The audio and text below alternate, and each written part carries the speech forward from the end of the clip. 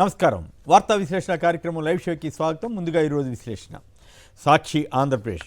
మోసగాళ్లను నమ్మొద్దు, వారి తోకలు కత్తిరించేలా మీరే స్టార్ క్యాంపెయినర్లు కావాలంటూ ఎమ్మిగనూరు సభలో సీఎం జగన్ పిలుపిచ్చిన వార్తను సాక్షి ఆంధ్రప్రదేశ్లో బ్యానర్గా ఇచ్చారు. బాబు దురహంకారం మరోసారి బహిర్గతం. పేదలు దళితులను హేళన చేస్తున్న చంద్రబాబు, టీడీపీ జనసేనకు చంద్రబాబు అంటూ స్టోరీ ఇచ్చారు. సింగనమలలో వైసీపీ అభ్యర్థి టిప్పర్ డ్రైవర్ని ఇస్తారా అంటూ చంద్రబాబు చేసిన వ్యాఖ్యపై జగన్ తీవ్రస్థాయిలో మండిపడ్డారు. పేదలకు పెత్తందారులకు పోటీ జరుగుతోందని ఆయన అన్నారు. టీడీపీ జనసేనకు వర్ష షాక్లు. ఉభయ గోదావరి జిల్లాల్లో కూటమిని వీడుతున్న నేతలంటూ మరో వార్తనిచ్చారు. విశాలహితం రామోజీ రాతల్లో కథం అంటూ 3 రాజధానులకు సంబంధించి కానీ ఇతరత్రా కానీ రామోజీ రాస్తున్న పలు అబద్ధపు వార్తలపై స్టోరీలు ఇచ్చారు. బీసీలకు బాబుపోటు, బలహీన వర్గాలకు కేవలం 34 సీట్లు మాత్రమే ఇచ్చారంటూ స్టోరీ ఇచ్చారు. సాక్షి తెలంగాణ. రాజీనామాయే ప్రధానం. దానం నాగేంద్ర ఎమ్మెల్యేగా రాజీనామా చేశాకే ఎంపీగా పోటీ చేయాలని కాంగ్రెస్ అధిష్టానం సూచించింది. 17 సీట్లు మావే అనే బీజేపీ సరికొత్త నినాదంతో ప్రజల్లోకి వెళుతోంది. దొంగలంతా ఒకటై నన్ను మనహేళపరచాలని చూస్తున్నారని బీజేపీ బీఆర్ఎస్లను ఉద్దేశించి ముఖ్యమంత్రి రేవంత్ రెడ్డి ఆరోపించారు. స్పీకర్కు కోర్టు ఆదేశాలు జారీ చేయొచ్చా? దానం కేసులో పిటిషన్ను ప్రశ్నించిన హైకోర్టు. ఇక ఈనాడు ఆంధ్రప్రదేశ్లో యథాప్రకారం జగన్ ప్రభుత్వంపై అక్కసు గక్కుతూ అనేక వార్తల్ని ప్రచురించింది. టీడీపీ టికెట్ దక్కని నేతలు నిరసన అంటూ లోపలెక్కడో కనపడకుండా వార్త ఇచ్చారు. అయితే ఉష్ణోగ్రతలు, వడగాల్పులు పెరుగుతున్న విషయాన్ని కూడా ఇచ్చారు. Eenadu Telangana. Phone tapping case, task force వాహనాల్లో ఎన్నికల డబ్బు అంటూ ఈ ఫోన్ ట్యాపింగ్ కథనాన్ని ప్రముఖంగా ఇచ్చారు.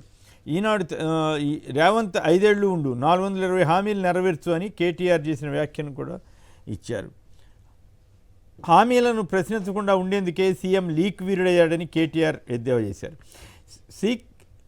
సీక్రెట్ ఫైల్ పద్ధతికే మొగ్గు అంటూ కాళేశ్వరం బ్యారేజీల నిర్మాణంపై ఎన్డీఎస్సీ అధ్యయనాన్ని స్టోరీగా ఇచ్చారు.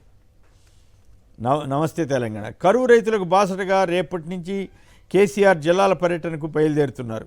ఉద్యమకారులను కొనలేరు, నిఖార్సైన నాయకత్వాన్ని తయారు చేస్తామని కేటీఆర్ ప్రకటన. పార్టీని విడుతున్నది పవర్ బ్రోకర్లే అని హరీష్ రావు వ్యాఖ్య.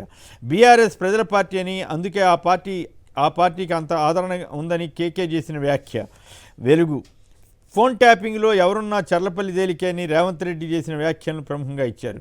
నన్ను పిచ్చివాణ్ణి చేసిండ్రు, రంజిత్ రెడ్డి, మహేందర్ రెడ్డి ఆస్కార్ నట్లు అంటూ ఆ రోజుల్లో పార్టీని వీడే ప్రసక్తి లేదని చెప్పి తనని మోసం చేశారని మంత్రి కేటీఆర్ వ్యాఖ్యానించారు. 2019 సీన్ రిపీట్. గత ఎన్నికల స్ట్రాటజీని అమలు చేస్తున్న కాంగ్రెస్ కడియం కావ్య లేఖతో బీఆర్ఎస్ ఆగమంటూ స్టోరీ ఇచ్చారు. వార్త. మంచి చేసిన ప్రభుత్వానికి రాఖీ కట్టండి అని జగన్ పిలిపించారు. టీడీపీ టిక్కెట్ల ప్రకటనతో భగ్గుమన్న అనంత, పార్టీ క్యాడర్ మొత్తం రాజీనామా. ఆంధ్రప్రభ. ఫటాఫట్ 2 అంశాలు. ఇద్దరు నేతలంటూ సీఎం జగన్ ప్రతిపక్ష నేత చంద్రబాబులపై స్టోరీ ఇచ్చారు. బీజేపీ అభ్యర్థులకు చిక్కులు, కూటమి నేతల నుంచి తలనొప్పులంటూ మరో వార్తనిచ్చారు. 5 ఎకరాల్లోపు పూర్తయిన దళిత బంధు, అనర్హుల ఏరివేత, అర్హులకు భరోసా అనే స్టోరీని తెలంగాణ నేషన్లో ఇచ్చారు. కాళేశ్వరం దివాలా, అప్పులు చెల్లించాలని నోటీసులు అంటూ మరో వార్తనిచ్చారు. ఫోన్ ట్యాపింగ్ కేసులో రంగంలో కేంద్ర హోంశాఖ అంటూ మరో స్టోరీ ఇచ్చారు. హిందూ. బీహార్లో మహాగఠబంధన్ పేరుతో ఆర్జేడీ, కాంగ్రెస్, సిపిఐ, సిపిఎంలు కూటమిగా ఏర్పడ్డాయి. విపక్షాలపై కేంద్రం ట్యాక్స్ టెర్రరిజానికి పాల్పడుతోందని కాంగ్రెస్ ఆరోపించింది. డక్కన్ క్రానికల్. డిజిటల్ టెక్నాలజీని సామాన్యుడికి కూడా అందుబాటులోకి తెస్తామని ప్రధాని మోడీ అన్నారు. Times of India. సర్వికల్ క్యాన్సర్పై పరిశోధనలకు ప్రాధాన్యత ఇస్తామని బిల్ గేట్స్తో భేటీలో ప్రధాని మోడీ చెప్పారు. నర్సపూర్ మాజీ ఎమ్మెల్యే కేసీఆర్ సన్నిహితుడైన మదన్ రెడ్డి సీఎం రేవంత్ రెడ్డితో భేటీ అయ్యారు. Indian express. 1800 కోట్లకు సంబంధించి కాంగ్రెస్ పార్టీకి ట్యాక్స్ కట్టాలంటూ కేంద్రం నోటీసులు జారీ చేసింది. త్వరలో కేటీఆర్ జైలు ఫుడ్ తింటాడని సీఎం రేవంత్ రెడ్డి అన్నట్లుగా రాశారు. ఇవి ప్రధానంగా పత్రికలో వచ్చిన వార్తా విశేషాలు, వాటికి సంబంధించిన విశ్లేషణ. ఇక ఈరోజు